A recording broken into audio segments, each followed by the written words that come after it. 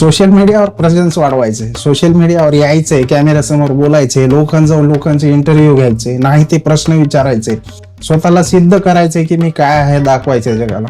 त्याच्यासाठी social media एवढा प्रभावी कुठलंच माध्यम नाहीये सध्याला.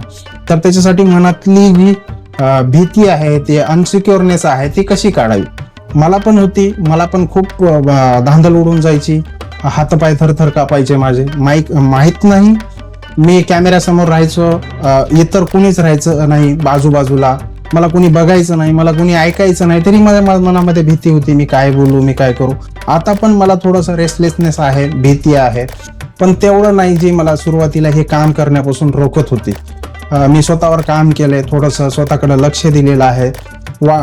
लोक जर युट्यूबला काही नंगे चित्रे दाखवून जर काही पैसे कमवत असतील किंवा स्वतःला दाखवत असतील, माहित नाही, माझा पैसे कमवणं हा उद्देश नाहीच आहे. फक्त माझ्यातली स्किल मला बाहेर काढायची, जी मला झोपू देत नव्हती रात्रभर. अरे ह्याच्यापेक्षा मी चांगलं केलं असतं, व्हिडिओ कुठला पाहिला, अरे ह्याच्यापेक्षा मी चांगलं केलं असतं. मग गोष्ट वाटायची की बाबा तुला मोठेपणा आलेला आहे, तुझ्यात अहंकार आलेला आहे, तुझ्यानं होत काही नाही. पण नाही, मला दाखवायचं होतं. मी काढला कॅमेरा, मी चालू केलं माझं बोलणं. दिवस रात्र त्या मोबाईलकडे बघून मी बोलत होतो, चालत होतो. आज कुठं ती थोडी बहुत भीती बाहेर निघालेली आहे, म्हणून हा व्हिडिओ बनवते. माझा आवाज जे आहे ते देवान दिलेला आहे, मी नाही बदलू शकत. माझा जे चेहरा आहे ते देवान मला दिलेला आहे, तो मी नाही बदलू शकत. एवढंच माझ्या हातात आहे की चांगला ड्रेस घालणं, चांगली भाषा बोलणं किंवा एका चांगल्या टोन मध्ये मी तुम्हाला सांगणं, एवढं माझ्या हातात आहे. त्याच गोष्टीवरती मी पॉलिश केलं, माझ्या स्किल्स मी डेव्हलप केल्या.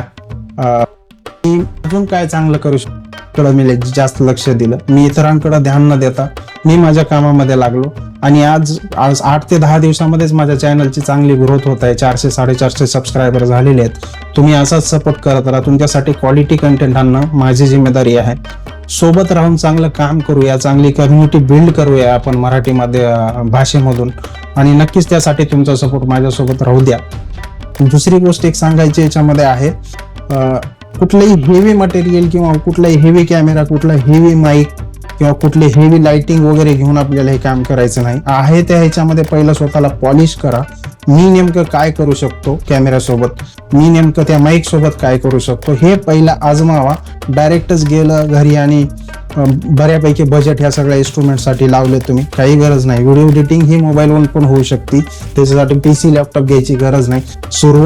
तुमचा जो सुरुवातीचा पिरियड राहतो त्याच्यामध्ये फक्त स्वतःला आजमावा.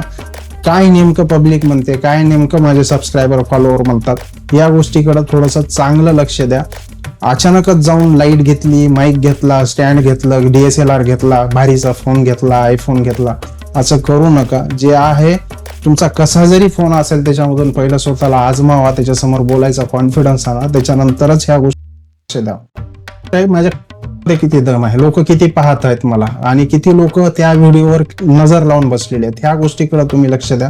बाकी कुठेही गरज नाही.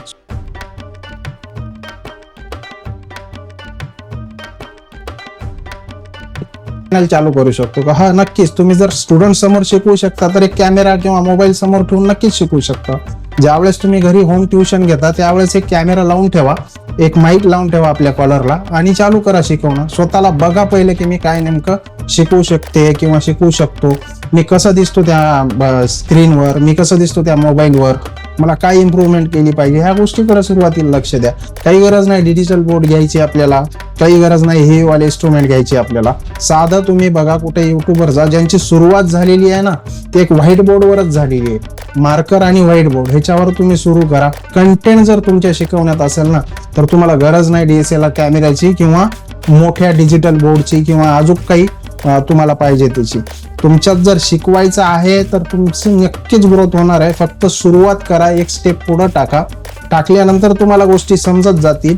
मी समजवण्यापेक्षा जे तुम्हाला स्वतःला समजतील ना गोष्टी, एक एक पाऊल पुढे टाकल्यानंतर त्याची व्हॅल्यू खूप जास्त राहणार आहे माझ्या सांगण्यापेक्षा. त्याच्यामुळं उशीर करू नका, सुरुवात करा.